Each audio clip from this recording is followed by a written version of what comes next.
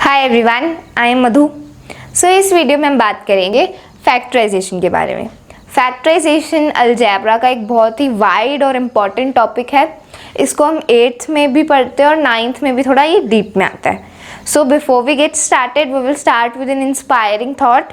So the inspiring thought for today is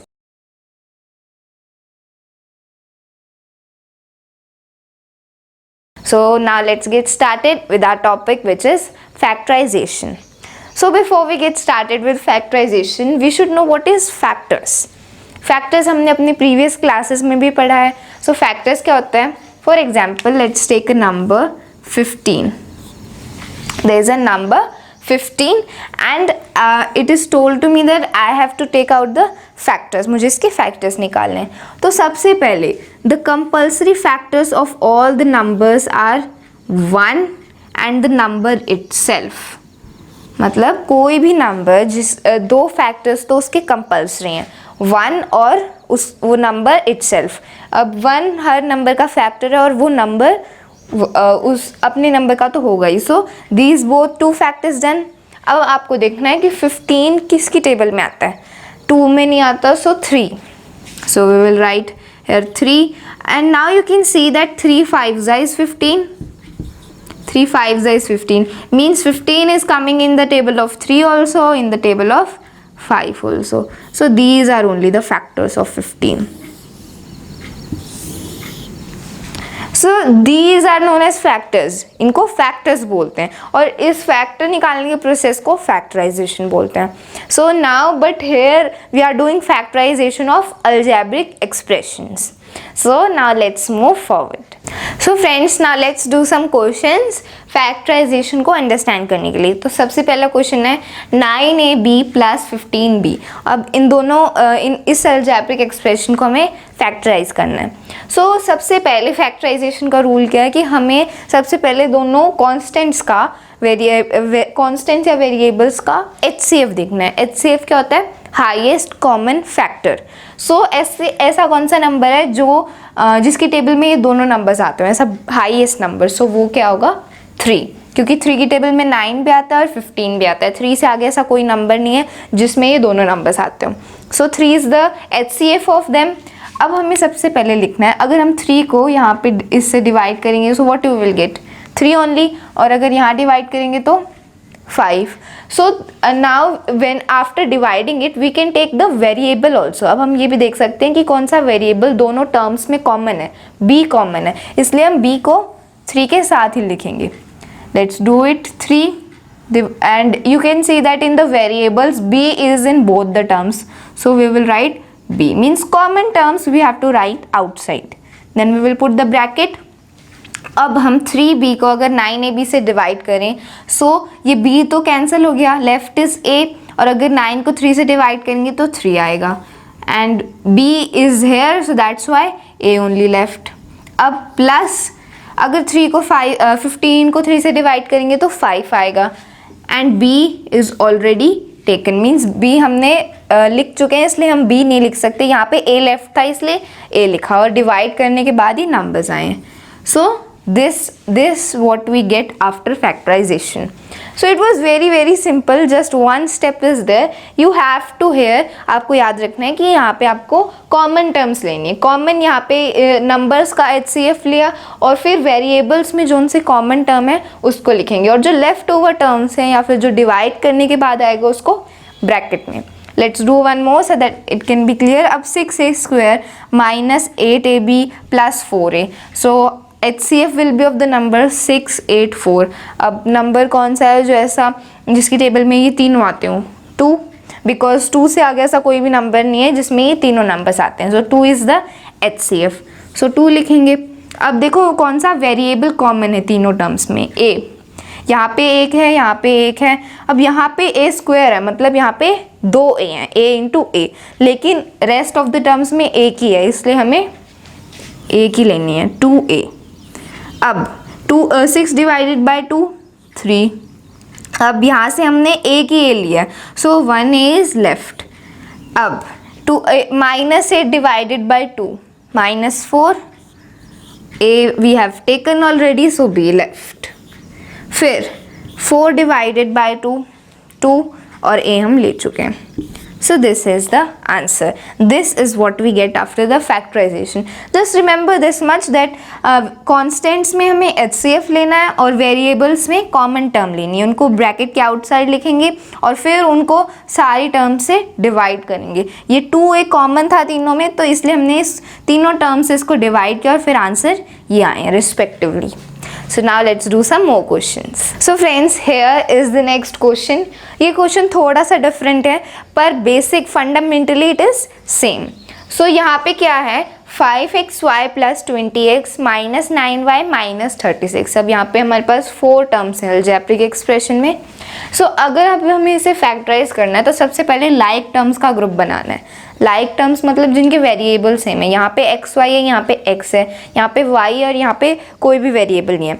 but you can notice है that 5 और 20 ये दोनों रिलेटिव हैं, ये नंबर्स रिलेटेड हैं क्योंकि 5 के टेबल में 20 आता है और यहाँ पे 9 और 36 रिलेटेड हैं क्योंकि 9 के टेबल में 36 आता है. So we can make the groups of these also.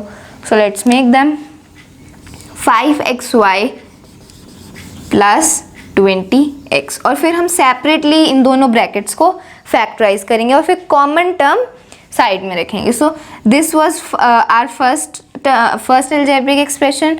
अब यहाँ पे माइनस का साइन है तो माइनस का sign outside the bracket. 9y minus 36.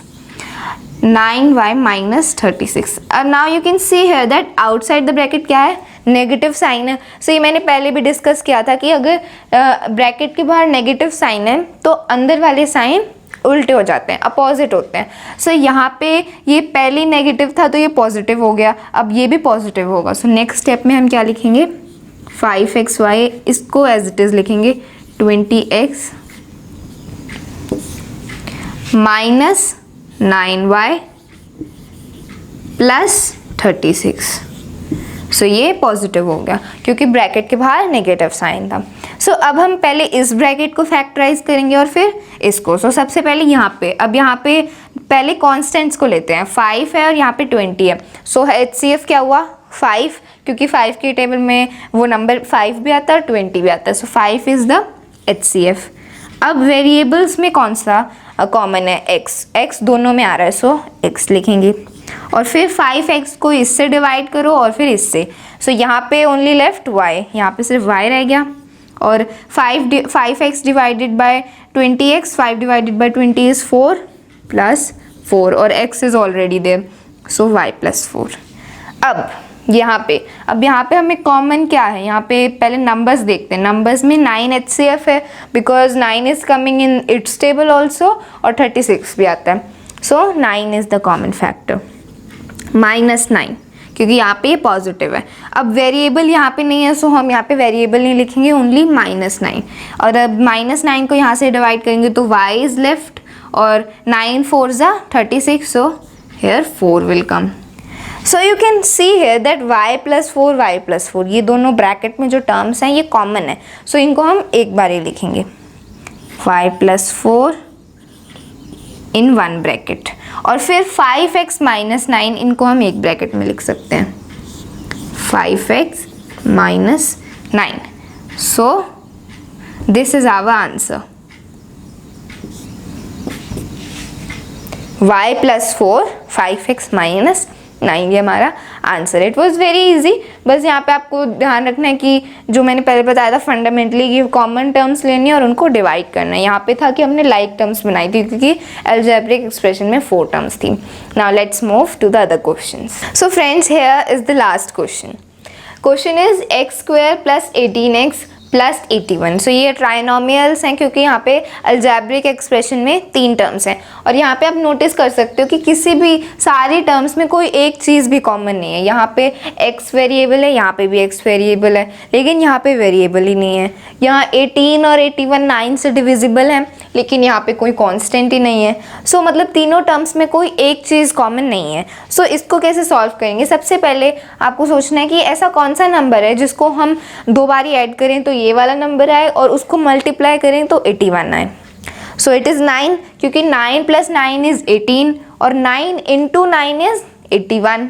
So 9 is the number. So how we can write it, it will be x square plus, अब 18x को हम 9x प्लस 9x भी लिख सकते हैं। इट इज़ सेम, जस्ट हमने इसको ब्रेक किया ताकि हमें सॉल्व करना इजी हो जाए। 18x can be written as 9x plus 9x और 81 को ऐसे ही लिखेंगे एज इट इज़। अब हम इनके पेयर्स बना सकते हैं। कैसे? एक्स स्क्वेयर प्लस 9x इसका एक पेयर और फिर प्लस 9x प्लस 81 इसका एक। अब हम इसे फैक्टराइज कर सकते हैं इजीली। अब कैसे करेंगे? यहाँ से हमने कॉमन टर्म ली, यहाँ पे कांस्टेंट नहीं है, x है दोनों में कॉमन, इसलिए यहाँ पे लिखेंगे x, यहाँ पे x स्क्वायर है मतलब एक x रह गया, डिवाइड करेंगे और यहाँ पे 9, सो x प्लस 9। अब यहाँ पे क्या कॉमन है? 9 कॉमन है क्योंकि यहाँ पे वेरिएबल नहीं है और ये दोनों 9 से डिवाइडेड है, तो यहाँ पे 9 लिखेंगे। यहाँ पे रह गया था x क्योंकि 9 से कैंसिल हो गया और वहाँ पे plus 81 divided by 9 will be 9, so it will B x plus 9। So you can see here x plus 9 ये दोनों कॉमन है, सो इनको एक बार लिख सकते हैं। अब इनका ब्रैकेट भी क्या बन रहा है? इनको अगर हम साथ में लिखें तो x प्लस 9, अब यहाँ पे भी x प्लस 9, मतलब ये दो बार आ रहे हैं तो हम इसको क्या लिख सकते हैं? Simply x plus 9 square, because square मतलब ये दोनों दो टाइम मल्टीप्लाई हो रहे हैं इसलिए इसको हम स्क्वायर लिख सकते हैं। It was very easy. अगर आप देखें तो यहाँ पे हमने इसको सॉल्व किया, ट्राइनोमियल्स में इसको ब्रेक किया और फिर पेयर्स बनाए और इनको फैक्टराइज करके यहाँ पे ये दोनों सेम ब्रैकेट्स थे इसलिए इसको स्क्वायर में लिखा। सो these were the questions and this was the chapter for factorization. I hope you have understood it. So we will keep on making videos on another topics as well. So stay connected with us. And if you find our videos helpful and informative, subscribe to our channel and press the bell icon. That's all for this video. Thank you.